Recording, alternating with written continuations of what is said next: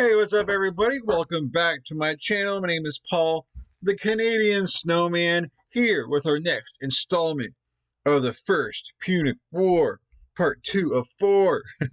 If this is your first video, you should definitely go back and watch Part 1 because that kind of introduces us to, who Carthage is, who Rome is.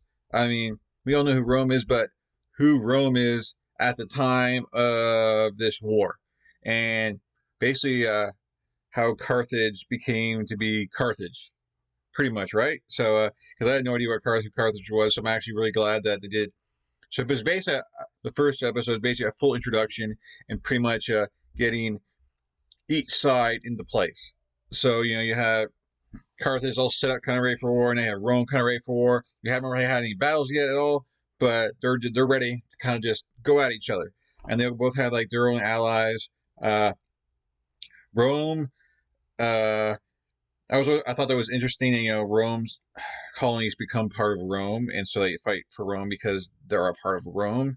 Now, and Carthage pretty much gets their army from states that just have alliances with them. Like they're not part of Carthage, but they have a duty to fight for them. So they're not. And Carthage is not their home really. So the allegiance, and that kind of thing is not.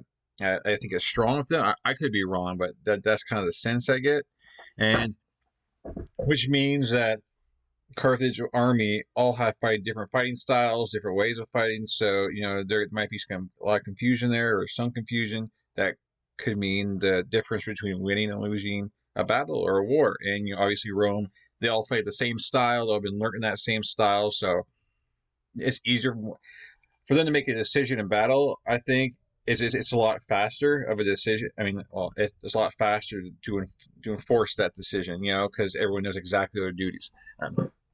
Anyways, yep, that's kind of like where my mindset is now, and I'm ready for this. You guys ready for this? Because I have a feeling we might actually get a battle this time, and I actually like the game they used to kind of use for the graphics. I think it looks really cool, and so it'll be very interesting to see that. So, anyways, please hit that like and subscribe. We're about to get ready for this video, and yeah, this is gonna be fun.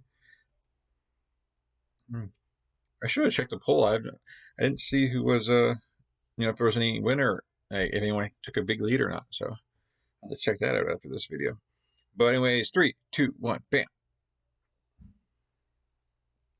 Already. This is going to be part 2 of my series on the First Punic War. This chapter is going to be entitled The Land War Commences. Oh yeah, I guess I promote the channel that we're watching this from is Invicta. This is the first or second video I watched, because obviously the first one was from. I mean, like I said, like before, I love the graphics they use, and it was kind of a little slow paced the first one, but it took their time and then to explain everything, which was really cool. So definitely check out their channel because they're letting us use their channel for content. So you got to appreciate that. But anyways.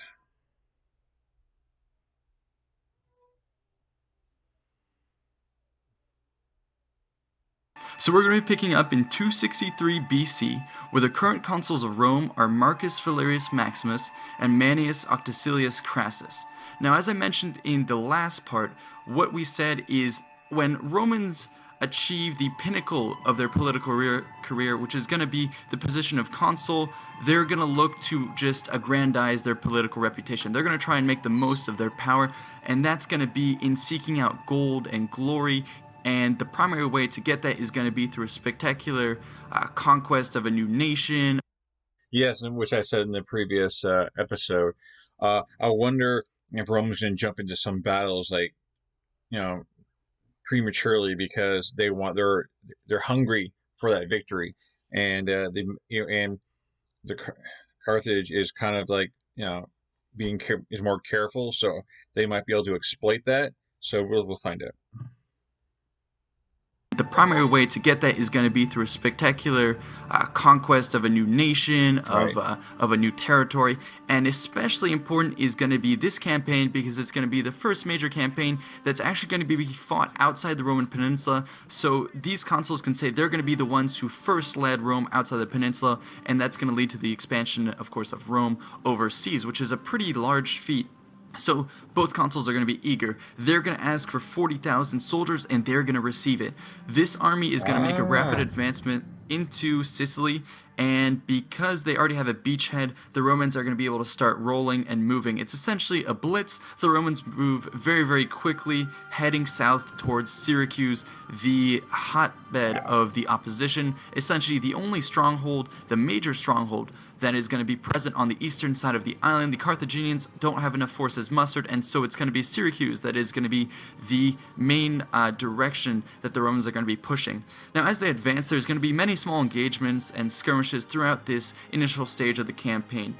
Many of the sieges, however, in the towns are going to be relatively uneventful. They're going to be taken by surprise attacks, or more predominantly, they're actually going to just defect the Carthaginian cities and towns. There's going to be a lot of them in Sicily, a lot of small villages that have walls and stuff like that. They're not huge, but they are still sort of independent communities that have some small defenses. But in the face of 40,000 Roman soldiers bearing right. down on the territory, burning and moving their way through, many of these cities are going to defect to Rome. So at the face of it, it seems like Rome is just having an easy time, and they're kind of steamrolling, going towards Hiero and Syracuse to the south. Now, the problem, however, is the Romans on the inside are marching on an empty stomach. They're starving. And so the reasons for this are going to be twofold. First, as I said, this is going to be the first Roman military campaign outside of the peninsula. It's going to be them engaging overseas. And so that means their supply lines have to come either from foraging or come overseas from Rome. Now, the problem of them traveling overseas is Carthage still has the naval edge, and the Carthaginians, while they don't have a land force that can match the Romans, their navy is definitely going to be very strong, and they're going to impose a tight blockade on Sicily, and that's going to prevent the Romans from being So yeah, basically, yeah, we're having the Carthage, which is like the king of the seas, and then you have Rome, which is king of the land. So I heard a comment that there is a big naval battle. So I'm just curious. I mean, this might not even come into play, but like if there's a giant storm, it's a giant storm just from luck, and Carthage loses like a lot of ships or like most of their shipping, that could be the difference between winning or losing for them. I hope that's not the case because I don't. I would hate for like kind of luck be the thing involved in like one side winning. But back to the show. impose a tight blockade on Sicily, and that's going to prevent the Romans from being reinforced with more supplies. So, even though the Romans are doing a lot in terms of military action, as I said, they're marching on an empty stomach. This is fine as long as they can do a blitz, but the second they have to stop and settle down, that's going to be a problem. And that's going to be the exact case once they march on Syracuse. Now, as I said, Syracuse is going to be the main center of opposition. Syracuse, historically, as I said, was a Greek city ruled by tyrants, and each tyrant would seek to make his defenses more impenetrable. And so Syracuse is going to have a whole host of defenses, long lines of walls, Nice. very thick walls, all sorts of defenses that'll make it very hard to storm. And so the Romans have two choices, or three choices actually. They could either, one, wait out the siege and try and starve out Syracuse, but the problem with the supplies.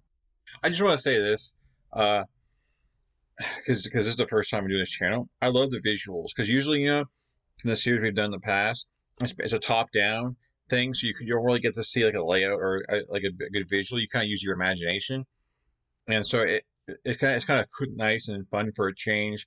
To kind of you get to visualize, you get to actually see it come right, because this is beautiful. Like I know this is a game though, but this is beautiful. It's very kind of cool. Like almost like you're watching like a movie and watching the troops kind of take their spots, kind of thing. I don't know.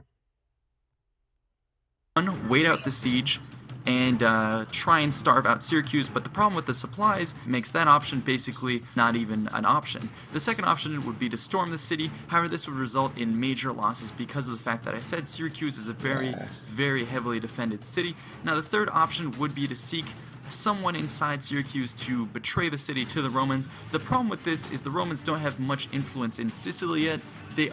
They're still sort of seen as the outsiders, and so they don't have any real connections to the people inside Okay. of Syracuse in order to have someone defect and sort of open the gates to them. So the Romans are at a standstill, but they still have this mighty show of force. Now, as I said, Hiero is going to be in charge of Syracuse. He's going to be a smart politician, and he sees this as an opportunity to reach out to Rome. He seeks peace, and immediately the Romans are going to accept this. Now, this is going to be beneficial for both sides. The Romans, all of a sudden, are going to be sort of gaining access to Syracuse and ending that part of the conflict without having to face a long siege that they can't win. And on the other side, Hiero is going to gain sort of an alliance with Rome. Officially, he's going to become a, and I put this in quotes, friend and ally of Rome. So that's going to be an official title. And so, in the exchange that ensues, Hiero is going to have to return all prisoners and pay 100 talents, but in return he is able to control an independent Syracuse and the surrounding territories, so this proves to be beneficial, as I said, to the Romans, but also to Hiero. He's going to be able to keep control of his city and the surrounding territory, and it's going to strengthen his bond to Rome, who is actually going to be a big power in this, and the mutual relationship between both of these powers is going to be very good, especially because Hiero is going to be able to secure, he's going to be essentially a supply base for Rome. Nice. So, now continuing on, Marcus Valerius Maximus is going to gain primary credit for ending the war with Hiero. He's going to go forth next year to celebrate a triumph, and so this is going to conclude Rome's initial war aims, which were to come into the peninsula, interfere in the activities of what was going on in the east, and then they got involved with the Syracusans, and so they ended that conflict. However, there is kind of an awkward moment at this point. Rome sends back half her expeditionary force, but in terms of Rome and Carthage, neither of them seek peace. They're in an awkward position, and I'm going to go ahead and tell you why that is. So, when Rome seeks peace with someone, when it makes a settlement, usually what happens is Rome is going to essentially ask for the unconditional surrender of the other party. Rome is going to expect that the party it's making peace with is going to have to no longer pose a threat to Rome. Rome is only going to accept peace when you are basically ground to a pulp and you can't offer any resistance. However, that's going to be very hard for Rome to do with Carthage, because Carthage, even though it hasn't been able to offer any resistance, still is a huge power, huge Mediterranean power, and so Rome is actually in no way, has in no way diminished Carthage's ability to seek revenge on Rome, and so Rome is not going to seek peace at this time. Similar when you look at Carthage, Carthage has no incentive to seek peace. It has seen that it was unprepared for this war. It was caught sort of unprepared. It didn't have many land forces for this battle. But again, it's seen a lot of these back and forth conflicts in the island of Sicily. And so they know that in the past they've been able to wait out these conflicts. And in the end, they end up winning because of their naval supremacy. So Carthage is going to say that this is an initial setback and then we have to fight back. So neither of these grand powers are going to seek out peace. All right. Now let's move forward. So Carthage, as I said, is going to see Roman intrusion as sort of a pretext for more war, and they're going to begin to mobilize. They're going to intend to use Agrigentum, which is on the other side of Sicily, as their main base. Rome is going to see this as an escalation of the conflict, and they're going to use that as a pretext for more war. So in 262, both consuls are going to be sent to Italy, again on a quest for more gold and glory. The consuls this year are going to be Lucius Postumius Magellus and Quintus Mamilius Vitellius, and they're going to be invading again with a force roughly comprising 40,000 men.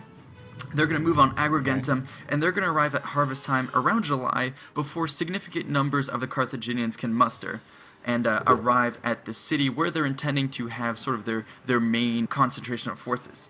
However, at this city, at Agrigentum, is going to be Hannibal. He's going to be the son of Gisco, so there could be multiple Hannibals on the Carthaginian side, and he's going to be, as I said, the commander of the city. The city... Multiple Hannibals, okay. I was like, hold on, Hannibal, like, I thought he was part of the second one, so okay, there's multiple Hannibals, okay. I guess it's a common name, you know? Okay. Maybe the Hannibal we see in the next one, maybe it's like a descendant of somebody in this war, right? Be obvious, right? You know, I don't know. Be multiple Hannibals on the Carthaginian side, and he's going to be, as I said, the commander of the city. The city does not have a large military force, but what it does, however, have is a swelled population from refugees. It's going to have about 50,000 of those in the city. So if it's able to man the defenses and have the citizens sort of join the side of the defenders, that means that this defensive force is actually going to have comparable or even more numbers than the Romans. That's going to make an assault Wow. very difficult. So as the Romans approach, they're going to move forward. However, what's surprising is that the defenders refuse to contest the area outside the city walls. Now, normally this is something that a defender of a city would do. It's a show of strength. A lot of stuff in ancient combat has to do with posturing, with morale, and it's different ways to display how confident you are. So usually a defender, even if you're outnumbered, is going to try and put up some sort of fight outside the city walls before retreating and allowing the defenders to settle in for a siege. However, Makes interestingly enough, the Carthaginians don't do that, and so they retreat into the city. The Romans see this as a sign of weakness. However, as I said, they do note that the defenses have a lot of people in them. They have heard that the population has swelled, and so what they're going to do is they're going to try and camp out around the city. The Romans are going to build a camp a mile outside the city, and they're going to start building walls. And at this point, they're going to send a large proportion of their forces into the surrounding fields. As I said, they are arriving at a time of harvest, and so because of Roman supply problems, they're going to have to disperse a large number of their men just to gather supplies for a day-to-day feeding of the army. 40,000 men is going to require a lot of scavenging. Yeah. So the Romans decide to disperse most of their forces. Hannibal, however, seizes on the opportunity and sallies out. This catches the Romans by surprise. The Romans are going to be mostly unarmed, and the foragers are going to be dispersed. This turns into a large-scale flight of the Romans, a panicking of the Romans. All of them are caught in disarray. The Romans had initially seen the Carthaginians as timid because they sort of retreated into their city, and this sudden attack is going to catch them completely by surprise. The impending Roman disaster is seeming to just propagate. The more and more Romans are caught unawares. They start retreating. Carthaginians, in response, get more and more morale. They're getting more and more bloodlust from this. They're thinking, okay, we can kick back the Romans. So Carthaginians are going to keep pushing. The only guard that the Romans have is going to be the picket guard surrounding the camp, and this is going to be the only effective resistance. The pickets that were positioned around the Roman camps were always stationed there, and they were under oath to never leave their post, otherwise they would be killed. So these are the only guys who are going to be offering us a resistance, and they're oath-bound not to leave their position, so they're going to actually put up a heroic defense, even though being heavily outnumbered. The Roman losses at this point are going to be staggering. They're going to lose more and more men, and the camp is going to start to be penetrated. However, the pickets are going to be able to bring the advance to a halt, and as more and more Romans retreat and see that the battle is coming to a standstill, they're going to turn around, pick up their weapons, and there's going to be more mustering of forces, and the defenders are actually going to start being pushed back. So the Carthaginians are going to be driven all the way back to the city. At this point in history, however, the Romans are going to lack the technical skill to assault a city as large as Agrigentum. They've got no opportunity to push the Carthaginians in, sort of push past the walls once the Carthaginians retreat into their walls. So the Romans are going to be left to licking their wounds. I'm going to talk a bit about Romans at this point. So, of course, we know that Romans in later times were able to field great siegecraft capabilities. They're going to take large cities. If you look down the road, the huge siege works that they have when taking cities like Masada, or in the campaigns around Jerusalem and all those things in the war in Judea, they're going to be very effective. But here, earlier in their history, it's actually going to be the Greeks that have siegecraft superiority. Romans are pretty basic at this point, and so they're not going to have the skills or the know-how to directly assault the Carthaginians who have retreated back inside the city. As I said, they are also licking their wounds. So they also have no opportunity to take the city by surprise or treachery, because of the fact that this is a staunch Carthaginian city, and they can't really blockade the city by sea. But what's interesting about Agrigentum is, unlike most Carthaginian cities, this is actually located on a plateau inland. It's not going to have direct access to the sea, so this is going to be a weird position where the Romans can actually fully surround the city without having a navy. And so the Romans are going to start building walls around the city. The Romans are going to start setting up a system of ditches, small forts, and basically they're going to have an... So they're gonna probably guess basically they're gonna be starving them out, right? You know, but yeah, they took them by surprise. So man, they took them too lightly there, and Rome got hit. But it's definitely interesting. You know, it's the Greeks that kind of have the the technology. You know, when it comes to like sieging and stuff like that, that Rome doesn't have that engineering quite yet, so they basically have to sit there and starve them out or try and trick them to opening the doors, or something. So interesting. I wonder if Carthage is about to send some, the navy in maybe to help them out, because if it takes too long to take the city, it gives more of a chance for some, backup to arrive. And we'll see, if food becomes a thing, if they got to sit there and wait, then Rome might run out of food themselves, trying to make them run out of food in the city, so interesting. Love the visuals. Good stuff here. Romans are going to start setting up a system of ditches, small forts, and basically they're going to have an inner wall of circumvallation, and then they're going to have a second line of contravallation, and that's going to be a wall that's facing outwards to halt any relief forces. So Rome is going to start amassing grain and cattle, and her allies in Syracuse are going to start setting aside a lot of supplies at a supply dump at Herbesis. So Okay. after 5 months, Hanno is going to be one other Carthaginian leader who lands troops 20 miles from Agrigentum, and he's going to have an army consisting of 60 elephants, 6,000 cavalry, and 50,000 infantry. And he's going to quickly launch an attack on Herbesis, which, as I said, was the supply dump of the Romans. The Carthaginians come in, they siege it, and in a quick surprise attack, they're able to take over the supply dump, capture all those supplies. So Hanno is going to seize on this opportunity, and he's going to keep moving forward towards Agrigentum to relieve the besiegement of his fellow Carthaginian general, Hannibal. On the way, the Numidian cavalry is sent ahead, and they're told to engage with the Romans and feign a retreat. The Romans are overconfident, and they follow up on the Numidians. The cavalry of the Carthaginians is sort of toying with them. They pull them back. The Romans are going to pursue carelessly. They're going to be dispersed, disorganized, and they're going to be kind of tired. Wow. All of a sudden, once the Carthaginians retreat all the way back to their main force, they're going to turn on the Romans and they're going to start slaughtering them. The Romans are going to be routed with heavy losses, and they're going to basically be chased all the way back towards their camp. The Carthaginian main force is going to keep moving up. Their main body is going to basically establish a fortified camp within just a mile of the Romans. Hanno is then going to form up his army and challenges the Romans to battle. The Romans, however, at this point are dissuaded. As I said before, they tried to attack the city. They couldn't. They were then beaten in an assault, surprise attack, or surprise sally. They lost many forces. They just lost their supply dump, and all of a sudden they lost their cavalry. So when this huge army with, as I said again, 60 elephants, 6,000 cavalry, and 50,000 infantry all of a sudden comes up, the Romans are not all ready to initiate an assault. They don't form up. And as I said before, that's going to be a symbol of their sort of lower morale. And so what the Carthaginians are able to say at this point is that, hey, we have the morale superiority. You would say, okay, then why don't the Carthaginians go ahead and attack?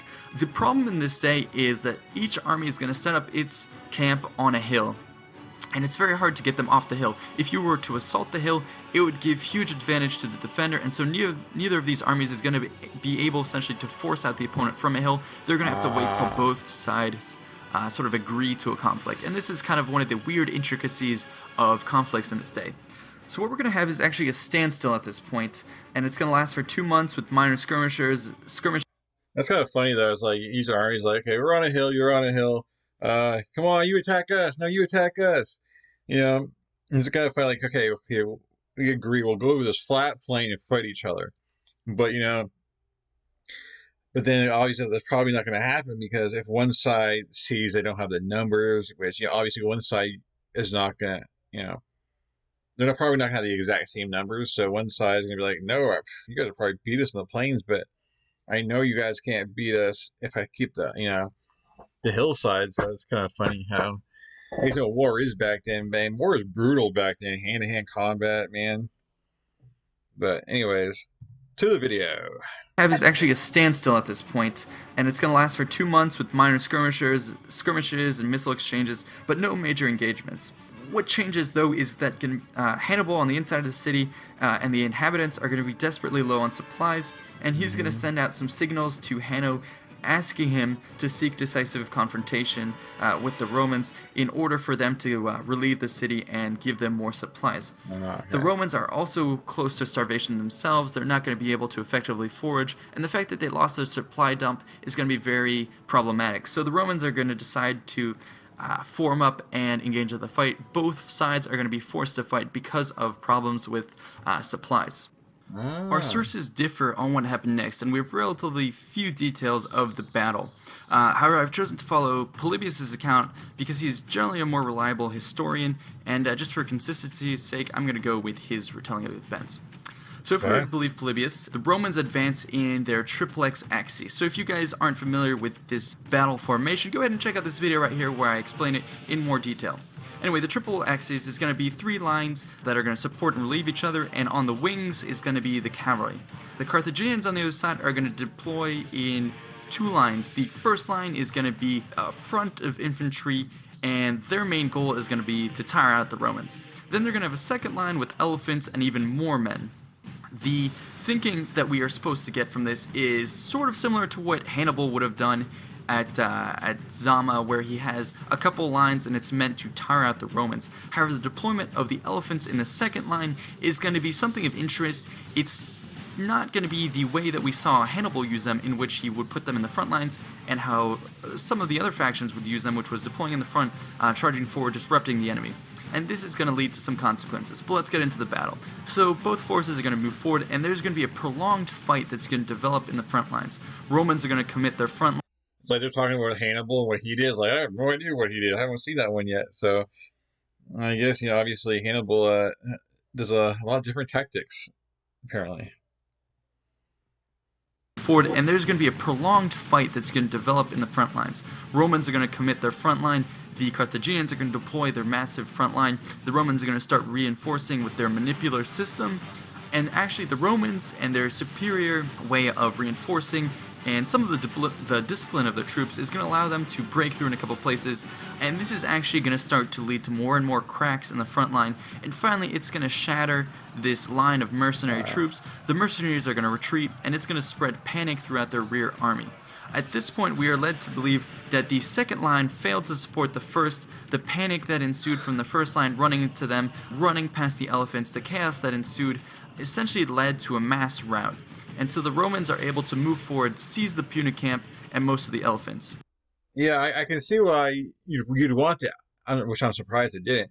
Why elephants go first just because it's a psychological thing, I guess saying like, oh, crap, we got elephants running at us, and plus it kind of disorganizes the rushing army in front of you, uh, and like I said, elephants might trample them. So I don't understand why, because then if your armies are mixed up, just say your armies in front of the armies that are in front of the elephant, they're all mixed up in a fighting battle. Well, what's the elephant going to do? Because if your elephant rushes in there now, he's probably going to kill his men just as much as the enemy's men. So I don't really understand why the elephants wouldn't be in the front. Route. And so the Romans are able to move forward, seize the Punic camp and most of the elephants. In this engagement, we're supposed to believe that Hanno may have lost around 3,000 infantry who were killed, and 4,000 were captured. 200 of his cavalry were killed, 8 elephants were killed, and then 33 of them were disabled. During the course of the entire siege, however, and the final battle, some numbers, although these may be rough and subject to propaganda, the Romans were thought to have lost 15,000 foot and 540 horsemen. Wow. So this is going to be a combination of lack of supplies, the initial sally, back and forth skirmishing for 4 months, and the final battle. So Roman losses were pretty heavy, and we're probably going to think because of this that they were reinforced over the course of this time, because a 15,000 foot loss from their initial 40,000 would have been huge, and so they would have been probably cycling in and out reinforcements. So this leads us to the question of why did Carthage fail? Well, as I said before, the Carthaginian forces are going to be arrayed with mostly a mercenary army, armies drawn up from troops that are going to be given to Carthage from her various allies. And so Carthage is going to basically have to put these all together. We're to believe that at this point, the Carthaginians did not have much time to train together. They didn't have a very coherent structure of deployment. The forces may have spoken many different languages, had different tactics, and so they were not very effective at supporting each other. And that's something we see right here with the infantry, where the second line is not able to support the first. But more puzzling, however, is the fact that the elephants were deployed in the second line. The reasoning for this, and why we think this may have happened, is at this point the Carthaginians were still not very adept with using elephants, even though we basically know of the Carthaginians for using elephants. At this point, they hadn't really developed an effective strategy for using them. They didn't quite know how to use them, especially in these numbers with 80 elephants in the entire army. They weren't really sure how to use them, and so I guess the reasoning of the commander was saying, hey, let's hold them back in reserve, and our men can retreat behind them. Any Romans that break through are going to face these beasts, and they're not going to want to advance any further. However, the mass routing, basically, and the lack of cohesion in the force made it such that it just melted. And so this leads to the Roman victory that we see here. It's not a total loss for Carthage, even though the army is defeated here. Inside Agrigentum, Hannibal was actually able to evacuate with the garrison of the force. The garrison is basically able to escape in a night breakout. In the following day, the Romans realize that they've been duped, and they go ahead and they now plunder the ungarrisoned city of Agrigentum, and they're going to sell the inhabitants into slavery. However, Rome came very, very close to disaster. They only just barely survived because Syracuse was able to get them the minimal amount of supplies just to survive. Had it not been for Syracuse, the seizing of Rome's supply dump at Herbesis basically would have led to the end of the Roman campaign. They would have been forced to retreat. They couldn't have had their siege, and the Romans would have lost. But Syracuse, as I said earlier, was very crucial in this stage of the campaign. It supplied the Romans. Because of this near loss, and because of the fact that the Carthaginians inside the city were able to escape, neither of the consuls are going to be granted a triumph. The fall of Agrigentum, however, encourages the Senate to expand their war aims. They decide that they're not just going to be content with sort of an equalization of power, they're going to try and expulse all of the Carthaginians from Syracuse. However, to do this, they're going to need a fleet. So let's turn to the question now, why did Rome need a fleet in order to continue its campaign? You might think that this is kind of obvious. First, let's look at the facts. So Rome, of course, as we saw in the early stages of the campaign, had a lot of difficulty in supplying her forces, and so of course she needed ships. Rome in the past had dealt with lots of conflicts on the peninsula, and no matter the strength of her enemy, no matter how good they were at sailing ships and having a huge fleet, I'm thinking maybe Tarentum, which was more skilled with ships and stuff like that, no matter how strong they were as a naval power, Rome could always reach them by marching her legions across the peninsula. This changed, however, as soon as they extended their reach outside of the peninsula, and that's exactly the case in their expedition into Sicily. Sicily has no direct land bridge to the main peninsula, the Italian peninsula, and so Rome has to have some way to ferry men, horses, supplies back and forth between both land masses, and so this is going to require them to have a fleet. As we saw earlier with the campaign, they are able to do this with some of their naval allies. Rome herself barely has any ships, and she has to rely on her allies. So these rudimentary forces can come together and they can shuttle some forces, but that was early in the conflict. As soon as Carthage turns her armada to bear, where she has hundreds of highly equipped, highly trained ships, Rome and her allies are going to be no match. So in order for Rome to be able to even supply her forces, she's going to need some sort of naval force in order to secure the transport of her men and vessels. Now, additional reason why you need a strong navy in order to secure Sicily is because of the way the cities are positioned. As I said earlier, Rome is not very effective at taking out cities in direct assault. She hasn't developed that capacity yet. And so the main option left to Rome is going to be either treachery or starving out a city. Now, starving out a city, of course, was a viable option when you look at Agrigentum, but Agrigentum was sort of an oddball when it came to Carthaginian cities. It was actually located inland, whereas most of Carthage's cities in Sicily are actually going to be by the coast with access to the sea. Yes. Yeah, so you kind of have to have a navy to keep your people supplied, and also you need a navy to cut off the enemy from supplying them. So definitely makes sense, obviously, for the for to have a strong navy. So I guess this is where Rome's like they're gonna be hacking away at trying to get their navy out there. It'd be interesting to see because Rome is going to be very new at this. They're not had the experience of being having a navy and maybe how to maneuver their boats and whatnot. So in Carthage, obviously they've done it for years. They already have so many ships. So uh, I guess you would think, right, that Rome would at the beginning of this will take a lot of losses before they kind of get the hang of it and understand the tactics that got to be used, with having a navy, and then eventually, once they learn this and then I guess able to get more and more ships, you think that it might be able to overpower them.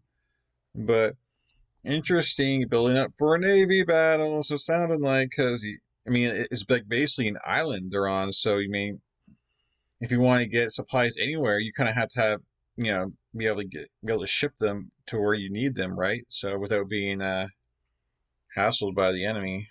But the build ups keep going. Like we had that little battle there, but it's like it wasn't this huge decisive victory. It was just so the build ups is still going. Most of Carthage's cities in Sicily are actually going to be by the coast with access to the sea. So if Rome doesn't have a way to seal off that seafront, she has no way to starve out those cities. And the cities are going to be the key to holding Sicily. Sicily is going to Right. be a very rough terrain where basically the only strategic points that you fight for are going to be these cities. And so having a naval fleet is going to be important to that. Also, when you think of Sicily in general, Sicily is going to be very important for supporting your fleets if you have your own vessels. And so you're going to need both land and sea components to be working together. The sea vessels are going to have to supply, of course, the supplies to the troops on the ground. They're going to have to help with besiegements of cities. But also, the troops on land are actually going to have to help the ships. When you look at the way that ships worked in the past, they actually had a pretty large capacity of men compared to the size of the ship. As I said, with the quinqueremes and the triremes, you had like a couple hundred men per ship, 300, 200 men per each ship. This meant that the effective capacity of each ship to serve out its time on the sea was limited. They could only stay out on sea for a couple days in the hot Mediterranean sun. They didn't have enough room for supplies to go on for much further. That meant that in order for a fleet to effectively work in an area, every couple days she had to come back, pull up her ships onto sand, rest the men, and allow them to gather more supplies. And so in order for the fleet to work effectively, they also had to have reliable bases back on shore. And so that's the kind of the dynamic that you have with Sicily. You have to have a balance of a navy and an army. Rome, of course, has the army and no navy. Carthage has a very strong navy and is just now starting to ramp up the army. And so if Rome wants to be victorious, she can't just rely on her army. Total Now let's go ahead and talk a opposites. bit about the ships. The most predominant ships at the time would have been the triremes. So the triremes were, the name is derived from having 3 rowers per oar.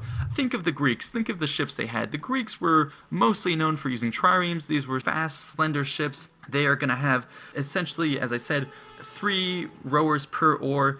And if you think of the Battle of Salamis, that's exactly the vessel the Greeks were using to defeat the Persians. And each of the rowers sat on a different level. These were agile ships, as I said, with a crew of 200. They could reach speeds of 8 knots and turn 100 degrees in 2.5 ship lengths. So these were very maneuverable ships, but they had to require skilled crews in order to pull off these tactics, to row and sink, to really get it going. What Right. some of the other vessels you saw, however, was the quinquerem.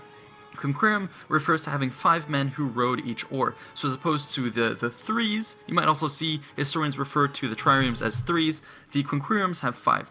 And we actually don't really know the component of how the quinqueremes work. We can only sort of guesstimate at them or use some washed up models of a quinquerem. So when you look at the trireme, as I said, 3 men per oar, each man is on a different level. If you have a quinquerem and you try and arrange it with 5 people per oar for 5 levels, that makes a huge ship. In order to make a ship that tall, you have to make it wide so it doesn't flip, and so you can't have a man on each oar. It's going to be too wide of a ship. It's going to be very weird construction. So we think that it was some combination of the two, and we think that it was the 5 rowers most likely dispersed on 3 levels. Quinqueremes, of course, because they have 5 men per oar, are going to have more men in total. They carried around 300 men. However, they were slower because of the additional Right, yeah. troops on board, the additional size, and they're less maneuverable. One of the upsides, however, to this is for every 5 men on the ship rowing an oar, you only had to have 1 or 2 who were very experienced. This means that as a percentage of the men in your fleet, you don't actually have to have that many trained rowers, and that's going to be a huge boon to Rome, who doesn't have much of a naval tradition. So that's going to be sort of what Rome is going to be relying on in the conflict. Also, another Yeah. benefit of the quinquerem is the greater mass actually makes it so that the center of gravity, it's going to be lower, and so it's going to be more resilient in the rough seas, and it's going to have sort of Ah. more staying power in rough seas. It's not going to rock around as much. It's not going to flip over as much. And also, when you ram, just the equation of momentum, mv, the greater mass, the greater momentum you have, you can make more of an impact when you ram a Right. ship. So that's going to be one of their benefits. There were Okay. even larger ships than quinqueremes. If you look at the Ptolemies, Ptolemy II even had 30s and 40s. These were monsters of their time. However, there's no written record of them actually ever engaging in conflict. The largest ships to ever serve in an active conflict were probably tens. And Rome never even floated anything larger than a 6 during the war with Dang. Carthage. And then let's look at the tactics as well. As you've seen, as I mentioned earlier, the main tactics would have been ramming. This is something the triremes are good at, fast, nimble, they could get in, get out. When you want to ram a ship, you have to take into account certain angles. If you angle from the wrong. So did they have slaves? Wow, sorry. I don't know if you heard that. It's like just thundering bad right here. The weather's pretty bad. But I hope I don't lose connection. But anyways, do we have slaves? Like rowing the ships? Because I've seen them like the movie Ben Hur, and they had slaves down there rowing the ships. I mean, would that be a thing here too? Slaves, But but then again, you'd also need those men to fight, So I'm just curious. You need to have slaves, kind of rowing the boat, maybe like on the bottom level, just just to help, just be able to disperse your army a lot more because you don't have as much men, so you take advantage of having slaves. I don't know. I'm gonna get through this video because it's thundering bad. I don't want to lose power. Wrong way, you might actually clip your own oars. You might even get embedded in the enemy ship. So it takes a skilled sailor to ram. Another tactic is going to be boarding, essentially turning what would be a naval battle into a land battle when you fix all the ships together and you allow boarding parties to fight. And so Carthage, as I said, has a naval tradition. She's going to focus more on the triremes, and she's going to have some quinqueremes and stuff mixed into her fleet, but she's going to rely mostly on ramming because she's very skilled, has skilled sailors, and they know how to pull this off. Now, going back to the Romans, as I said, they basically have no fleet, and so they need one in order to engage in this conflict, to be on equivalent Right. ground with Carthage, and to have any hope of winning the war. And so what I find amazing is the determination that Rome just throws behind not only ousting Carthage from Sicily all of a sudden, but actually creating an entire fleet. And so the stage of this occurring. So after the Battle of Agrigentum, Rome decides that she's going to have a navy.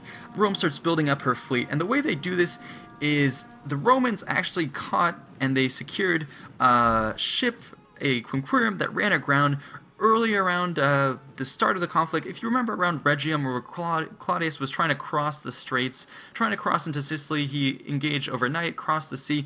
Actually, one of the Carthaginian ships ran aground, and so the Romans were able to capture this, and they start examining it.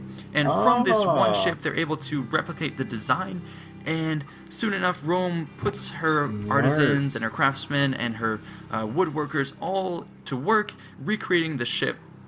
Now, I want to talk briefly about the ship designs themselves. The Carthaginians were very good at constructing ships, and what's incredible to me, every time I look at history, it's incredible, but what's incredible to me is actually for one of the ships that they've found, archaeologists have found, inside the ship there's actually numbers on the beams, there's different instructions written on the beams, and what this implies is that actually there was mass production going on for ships. They had numbers beams that went to certain numbers in the holes here and there. And so this is an example of mass production even before that started happening when in later stage of the Industrial Revolution. This was going on in early history at this time. And so when the Romans start building their ships, they sort of have this formulaic way to go about building their ship. They model their ship after the Carthaginian ship that ran aground. They start training their sailors on land. They line them up on their banks on land. They have rowers practice on land.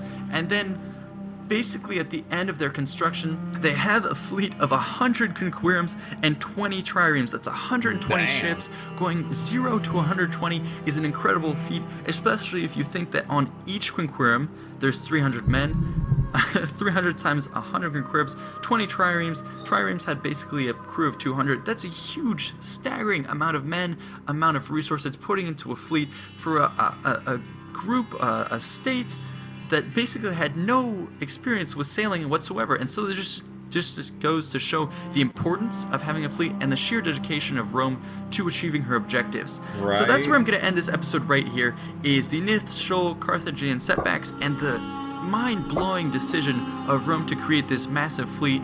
And we're going to tune in next time to see just how effective this fleet can be and how it might turn the tide of the war, and to see what happens when Carthage actually decides to engage with her main army and her own armada. So I'll see you guys next time. Thanks so much. All right.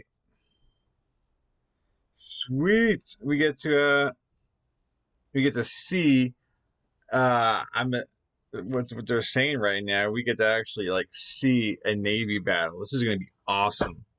Oh, it's already. I don't want to start on the next one. Hold on. All right, pause. We're not doing part 3 yet. That's till tomorrow, right? As long as this thunder doesn't take me out. But yeah, that just looks awesome. It is quite amazing how fast they built that fleet. And yeah, an assembly line it makes sense. You need that many ships.